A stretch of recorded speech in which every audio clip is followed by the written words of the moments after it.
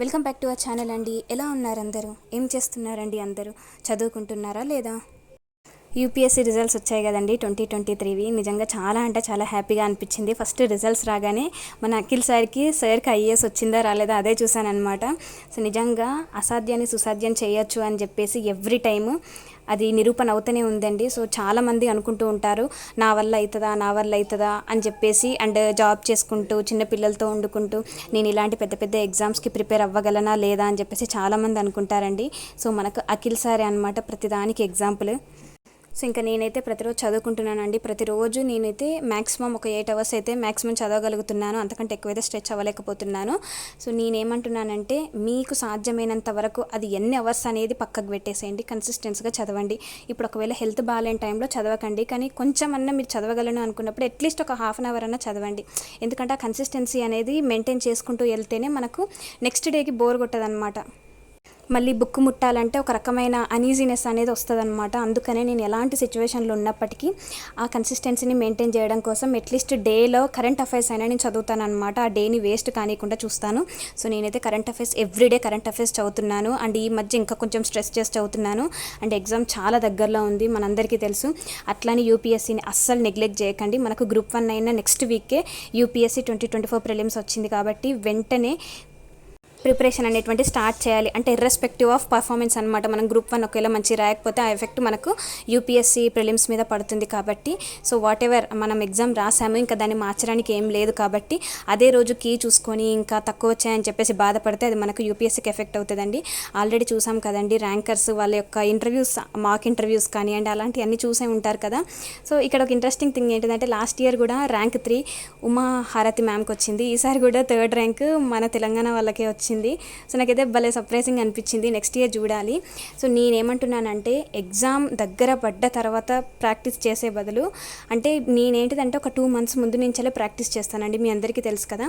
So present నేను మా అమ్మ వాళ్ళ ఊర్లో ఉన్నాను కాబట్టి ఇంకా నేను మళ్ళీ తెప్పించుకున్నాను. సో టైం ఎందుకు వేస్ట్ చేయాలి, ఒక 1 week డిలే అయినా కూడా డిలే అయినట్టే, ప్రిపరేషన్ అనేటువంటిది తక్కువ అయిపోతుంది అని చెప్పేసి నేనైతే మీకు తెలుసు కదండి ఓస్వాల్ వాళ్ళ బుక్స్ నేను ప్రాక్టీస్ చేస్తానని. సో నేనైతే 2 పేపర్స్కి నేను మాక్ టెస్ట్ బుక్స్ అయితే తెచ్చుకున్నాను. ఫ్రీవి ఎంత ప్రాక్టీస్ చేసినప్పటికీ కూడా కొంచెం ఇలాంటి ఏంటిదంటే కొంచెం క్వాలిటీగా ఉంటాయి అన్నమాట. సో నేను శంకర్ ఐఏఎస్ వాళ్ళే కొన్ని ఫ్రీ రిసోర్సెస్ టెస్టులు ప్రాక్టీస్ చేస్తాను. కానీ అయినప్పటికీ ఈసారి మాత్రము అస్సలు నెగ్లెక్ట్ చేయదలుచుకోలేదండి. ఎందుకంటే లాస్ట్ అటెంప్ట్లో ఉన్న వాళ్ళు కూడా మొన్న 2023లో యూపీఎస్సీలో ఐఏఎస్ ర్యాంక్ అయితే సాధించారు వాళ్ళు. సో అందుకని చెప్పేసి ఈసారి అయితే అస్సలు నెగ్లెక్ట్ చేయదలుచుకోలేదు. సో టోటల్ అంటే పేపర్ 1కి పేపర్ 2కి మనకు రెండిట్లలో 2 ప్రాణమే. మనకు సీసాట్ అనేటువంటిది క్లియర్ చేస్తేనే జనరల్ స్టడీస్ పేపర్ 1 వస్తుంది. లాస్ట్ టైం సీసాట్ టఫ్ వచ్చింది కదా అని చెప్పేసి ఈసారి అందరు సీసాట్ మీదనే కూర్చొని పేపర్ 1ని మాత్రం అస్సలు నెగ్లెక్ట్ చేయొద్దండి. సో రెండింటికి మనము టైం కేటాయించుకొని ఒక రోజులో నేనైతే జనరల్ స్టడీస్ పేపర్ 1 ఒకటి ఫ్రీ టెస్ట్ రాస్తున్నాను. 2 daysకి ఒకసారి ఈ బుక్లో టెస్ట్ రాస్తున్నాను అనమాట. ఇందులో 15 టెస్టులు ఉన్నాయి. అందులో కొన్నిటికి ఎక్స్ప్లెనేషన్ ఉంది, అంటే కొన్నిటికి అంటే ఒక 10 పేపర్స్కి ఎక్స్ప్లెనేషన్ ఉంది, మిగతా 5 పేపర్స్కి అయితే ఎక్స్ప్లెనేషన్ లేదండి. సో ఎక్స్ప్లెనేషన్ ఉన్నప్పుడు ఏంటిదంటే నేను అందులోనే రాసి వెంటనే పేజ్ వెనకకి తిప్పేస్తున్నాను ఆన్సర్ చూడడానికి. ఇప్పుడు ఏం చేస్తున్నానంటే లాస్ట్ నుంచి వస్తున్నాను అనమాట. ఎక్స్ప్లెనేషన్ లేని దాని నుంచి వచ్చి ఒక పేపర్లో ఓఎంఆర్ షీట్ లాగా పేపర్ని డిజైన్ చేసుకొని అందులోనే నేను ఏబిసిడీస్ అన్నీ అట్లా పెట్టేసి నేను చెక్ చేసుకుంటున్నాను అనమాట. సో ఖచ్చితంగా ప్రతి ఒక్కరికి నేను చెప్పేది అదే, మనము యూపీఎస్సీ కానీ ఎట్లాంటి పెద్ద ఎగ్జామ్ కానీ ప్రిపేర్ అవుతున్నా ఫస్ట్ థింగ్ అండి ఒక 3 ఇంపార్టెంట్ టిప్స్ అయితే గుర్తుపెట్టుకోండి. ఒకటి ప్రీవియస్ ఇయర్ క్వశ్చన్ పేపర్స్ అండి. సెకండ్ వచ్చేసి ఎన్సీఆర్టీస్ అనేటువంటి డెఫినెట్గా చదవాలి. అందులో నో డౌట్ మీ అందరికీ తెలుసు ఎన్సీఆర్టీస్ అనేటువంటిది ఏ ఎగ్జామ్కైనా అదే బేస్ అవుతుంది. నెక్స్ట్ మాక్ టెస్ట్, ఇవి చాలా అంటే చాలా ఇంపార్టెంట్ అండి. ఎన్సీఆర్టీస్ చదవాలి, నెక్స్ట్ ప్రీవియస్ ఇయర్ క్వశ్చన్ పేపర్స్ని బాగా అనాలిసిస్ చేయాలి, నెక్స్ట్ మాక్ టెస్ట్లు ఖచ్చితంగా ఇవ్వాలి. ఈ 3 అనేటువంటిది కనుక ఎవరైతే సాధన చేస్తారో ఖచ్చితంగా వాళ్ళకి యూపీఎస్సీ ప్రిలిమ్స్ క్లియర్ అవుతుంది. అండ్ ఇప్పుడు ర్యాంకర్స్ బయటకు వచ్చారు కదండి, వీళ్ళందరూ సీసాట్ గురించి ఖచ్చితంగా వాళ్ళు స్ట్రెస్గా వాళ్ళు ఖచ్చితంగా చేసే ఉంటారు ప్రయత్నాలు గట్టిగానే. ఎందుకంటే ప్రిలిమ్స్లో మేజర్ థింగ్ వచ్చేసి సీసాట్ అండి. సో ఆ సీసాట్ని కూడా అస్సలు నెగ్లెక్ట్ చేయకండి. అలానే సీసాట్కి ఎక్కువ ఇంపార్టెన్స్ ఇచ్చి జనరల్ స్టడీస్ పేపర్ 1కి తక్కువ చేయాలని కాదు, రెండింటికి ఇంపార్టెన్స్ ఇవ్వాలి. మనము ప్రిలిమ్స్లో మంచి మార్క్స్ వస్తేనే మనం మెయిన్స్ రాయగలుగుతామండి. అదొక్కటి గుర్తుపెట్టుకోండి. టోటల్ యూపీఎస్సీ యూపీఎస్సీ హార్ట్ అంతా మనకు సీసాట్ పేపర్ మీద డిపెండ్ అయి ఉంటుంది, అదొక్కటి బాగా గుర్తుపెట్టుకోండి. సో అందుకే నేను నెక్స్ట్ ఇయర్ మనకు ఫస్ట్ సెకండ్ థర్డ్ ర్యాంక్స్ రాకపోయినా అట్లీస్ట్ ఆ హోలీ పీడిఎఫ్స్లో ఆ 1000 ర్యాంకులో 800 ర్యాంకులో అట్లీస్ట్ మనకంటూ ఒక ర్యాంక్ ఉండాలి అని అంటే we have to prepare hard. And ఇంకొక మోస్ట్ ఇంపార్టెంట్ థింగ్ ఏంటిదంటే ఎన్సీఆర్టీస్ అనగానే నేను ఎన్సీఆర్టీస్లో మనకు నార్మల్గా హిస్టరీ కానీ జోగ్రఫీ కానీ ఎకానమీ కానీ పాలిటీ కానీ ఇలాంటి అన్నీ తీసుకున్నప్పుడు ఎన్సీఆర్టీ బుక్స్ నుంచే వచ్చిన బిట్స్ దాని యొక్క కంటెంట్ అక్కడ ఎంసీక్యూస్ ఉంది కదండి. సో ఇదేంటిదంటే స్పెషల్గా పవర్ బ్యాంక్ అనేది స్టాండర్డ్ బుక్స్ అనమాట. మెయిన్గా నాకు history power bank, polity power bank, geography power bank చాలా అంటే చాలా నచ్చిందండి. మెయిన్గా హిస్టరీ కూడా చాలా నచ్చింది. అంటే నార్మల్గా హిస్టరీ అంటే అందరూ భయపడతారు, యాన్సెంట్ హిస్టరీ, మెడివల్ హిస్టరీ. ఇప్పుడు యాన్సెంట్ హిస్టరీ ఉందనుకోండి, Vedic age, later Vedic age, early Vedic age, అసలు వాళ్ళ యొక్క సోషల్ స్ట్రక్చర్ ఎలా ఉంది, ఎకనామిక్ స్ట్రక్చర్ ఎలా ఉంది, పొలిటికల్ స్ట్రక్చర్ ఎలా ఉంది, ఇలాంటి కన్ఫ్యూజ్ అవుతూ ఉంటారనమాట.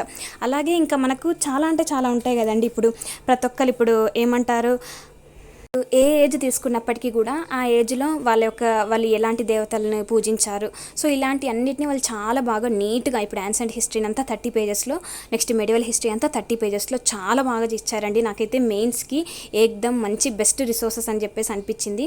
నేను చెప్పడం కాదండి, ఒకసారి మీరు కూడా చూడండి బుక్ని ఎంత బాగా ఇచ్చారంటే. ఇప్పుడు మొన్న కూడా ఒక 2-3 సిస్టర్స్ అన్నారు, అక్క ఈ డైనస్టీలు ఇవన్నీ గుర్తుపెట్టుకోవడం చాలా కష్టంగా ఉందని. సో ఈ 2 days నేను చేసింది ఇదేనండి, మొత్తం టిప్స్ మీద పెట్టుకున్నాను అనమాట. ఏ బిట్ వచ్చినా ఈసారి యాన్సెంట్ నుంచి మెడివల్ హిస్టరీ నుంచి ఒక్క బిట్ కూడా వదిలే ప్రసక్తి లేదు, ఎందుకంటే ఈ బిట్సే బాగా కన్ఫ్యూజ్ చేస్తున్నాయి. సో నెక్స్ట్ మనకి మెడివల్ హిస్టరీలో కూడా అంతే కదండి, ఢిల్లీ సుల్తానేట్, ఖిల్జీ డైనస్టీ, తుగ్లక్, లోడి ఇలాంటి అన్ని డైనస్టీలో వాళ్ళ యొక్క అడ్మినిస్ట్రేషన్ ఎలా ఉంది, సొసైటీ ఎలా ఉండింది, వాళ్ళ దగ్గర ఆర్కిటెక్చర్ ఎలా ఉండింది, వాళ్ళ టైంలో ఆర్కిటెక్చర్ని వాళ్ళు ఎలా డెవలప్ చేశారు, లిటరేచర్ వాళ్ళ టైంలో ఎలా ఉండింది అని చెప్పేసి. అలాగే మొఘల్స్లో కూడా అదొక సీక్వెన్స్ ఉంటుంది కదండి, బాబర్, హుమాయూన్, అక్బర్, జహంగీర్, షాజహాన్, ఔరంగజేబ్. సో ఇలా ఈచ్ అండ్ ఎవ్రీ పర్సన్కి సంబంధించిన వాళ్ళ టైంలో వాళ్ళు ఏమేమి చేశారు అని చెప్పేసి చాలా క్లియర్ కట్గా మనకైతే కంటెంట్ అనేది ఇవ్వడం జరిగిందండి. సో నేను ఇంకా ఒకవేళ ఇన్ కేస్ గ్రూప్ 1 ప్రిలిమ్స్ కానీ పాస్ అయితే హిస్టరీకి మాత్రం నేను ఈ కంటెంట్ దగ్గర పెట్టుకుంటానండి. సో మీరు కూడా ఈ బుక్స్కి సంబంధించిన ప్రతి ఒక్క లింక్స్ నేను డిస్క్రిప్షన్లో ఇస్తానండి. టైం డిలే అయిన తర్వాత తీసుకుంటే మనం చదవలేము, సో టైం ఉన్నప్పుడే చదవడం బెటర్ అని నా ఉద్దేశం అనమాట. తర్వాత మళ్ళీ మెయిన్స్కి మన కంటెంట్ ఎక్కడి నుంచి డెవలప్ చేసుకోవాలి అనే బాధ లేకుండా నేను అందుకనే ముందే తీసుకున్నానండి. సో ఇదనమాట. నేను పవర్ బ్యాంక్స్ ఇంతకుముందు తీసుకోలేదు. ఫస్ట్లో అనుకున్నాను అయ్యో అనవసరంగా పవర్ బ్యాంక్స్ తీసుకున్నాను అనిపించింది, కానీ అస్సలు కాదు, చాలా వర్త్ అనమాట. నాకైతే చాలా బాగా నచ్చింది. హిస్టరీలో నేను భయపడతాను, ఎవరి తర్వాత ఎవరు వస్తారు ఈ డైనస్టీలు, ఈ రాజులు అని చెప్పేసి అనుకునేదాన్ని. కానీ ఇప్పుడైతే నెవర్, నేను అసలు అట్లాంటి కన్ఫ్యూజనే లేదనమాట. స్టేట్ నుంచి మొత్తం బయటపడ్డాను. సో ఎవ్రీడే నన్ను నేను చాలా ఇంప్రూవ్ చేసుకుంటున్నానండి ప్రిపరేషన్ వైజ్గా. సో ఈసారి ఖచ్చితంగా గ్రూప్ 1 ఖచ్చితంగా గట్టిగా రాయాలి. అలాగే యూపీఎస్సీ కూడానండి. ఎందుకు ఫస్టే గ్రూప్ 1 చెప్పానంటే ఎందుకంటే ఎగ్జామ్ అదే ఫస్ట్ ఉంది కాబట్టి.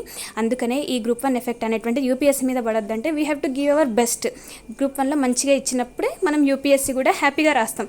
ఈ వెల్త్తో మనం ఇటు యూపీఎస్సీ రాయలేక ఇది రాయలేకపోతే 2 పోయాయి అనుకోండి, ఇంకా వేస్టే కదండి. అందుకనే మన ప్రిపరేషన్ అనేటువంటిది ఎప్పుడు వేస్ట్ అవ్వద్దు, మన కష్టం ఎప్పుడు వృధా కాకూడదు అని అంటే మన ప్రిపరేషన్ని మనం కొంచెం సాధన ఎక్కువ చేయాలన్నమాట. సో ఇప్పుడు యూపీఎస్సీ రిజల్ట్స్ వచ్చినాయి కాబట్టి ఆటోమేటిక్గా మనలో ఒక బర్నింగ్ డిజైర్ అయితే ఉంటుంది, ఖచ్చితంగా నేను కూడా ఇలా రావాలి అని చెప్పేసి. సో ర్యాంక్ నేను అదే చెప్తున్నానండి, మనకు పెద్ద పెద్ద ర్యాంకులు వస్తాయని చెప్పేసి ముందే ఊహించుకోవాల్సిన అవసరం లేదా, హోలీ పీడిఎఫ్లో ఉంటే చాలు అని అనుకుంటే సరిపోతుంది. సో అంతేనండి, అది యూపీఎస్సీ అయినా గ్రూప్ 1 అయినా ఏదైనా సరే నేను చెప్పినటువంటి ఈ టిప్స్ ఏంటిది, ఎన్సీఆర్టీస్ కానివ్వండి, ప్రీవియస్ ఇయర్ క్వశ్చన్ పేపర్స్ కానివ్వండి, మాక్ టెస్ట్, ఇవి చాలా చాలా చాలా చాలా important. And the most important ఏంటిదంటే కరెంట్ అఫైర్స్. నేను ప్రతిసారి నా వీడియోలో అదే చెప్తాను, కరెంట్ అఫైర్సే ఇంపార్టెంట్ రోల్ని ప్లే చేస్తాయి. ఈ 3 ఎలా అయితే ఒక పిల్లర్ లాగా పెట్టుకుంటానో నేను కరెంట్ అఫైర్స్ని కూడా ఒక పిల్లర్ లాగా పెట్టుకుంటానండి. సో అంతేనండి, మీరు మాత్రం టైంని అస్సలు వేస్ట్ చేయకండి అండ్ డిలే చేయకండి. మాక్ టెస్ట్ ఇవ్వడం మాత్రం అస్సలు డిలే చేయొద్దు. ఖచ్చితంగా మాక్ టెస్ట్లు ప్రాక్టీస్ చేస్తూనే ఉండండి. అలాగే చెప్పాలంటే మీ అందరికీ తెలుసు, నేను కుదిరినప్పుడల్లా ఆన్సర్స్ కూడా రాస్తాను అని చెప్పేసి మీ అందరికీ తెలుసు కదండి. సో కుదిరితే ఒక్క ఆన్సర్ అయితే రాయడానికి ట్రై చేయండి ఒక డేలో టైం పెట్టుకొని. అండ్ నేను మార్చ్ కరెంట్ అఫైర్స్ కూడా చెప్తానండి. ఎగ్జామ్ దగ్గర ఉంది కదా, నాకైతే వీడియో తీయడానికి అంత టైం అనేది కుదరట్లేదు. సో కుదిరినప్పుడల్లా నేను మీకు కంటెంట్ ఇన్ఫర్మేషన్ ఇవ్వడానికి ట్రై చేస్తానండి. సో మార్చ్ కరెంట్ అఫైర్స్ కూడా ఇవ్వడానికి ట్రై చేస్తాను కుదిరితే, ఎందుకంటే మనకు ఎగ్జామ్ అనేటువంటి జూన్లో ఉంది కాబట్టి మనము జనవరి, ఫిబ్రవరి, మార్చ్, ఏప్రిల్, మే ఈ 5 months బాగా నేర్చుకున్నాం అనుకోండి, ఎగ్జామ్లో కొంచెం ఎక్కువ స్కోర్ చేయవచ్చు. అంటే past 1 year current affairs are very necessary, past 6 months are very very important అనమాట. సో అంతేనండి. ఈ కరెంట్ అఫైర్స్ మాత్రం ప్రతిరోజు మన ఒక హ్యాబిచువేట్ చేసుకోండి ఖచ్చితంగా. ప్రతిరోజు ఒక డేలో ఒక హాఫ్ అన్ అవర్ కానీ ఒక 15 minutes కానీ కరెంట్ అఫైర్స్కి కేటాయించండి.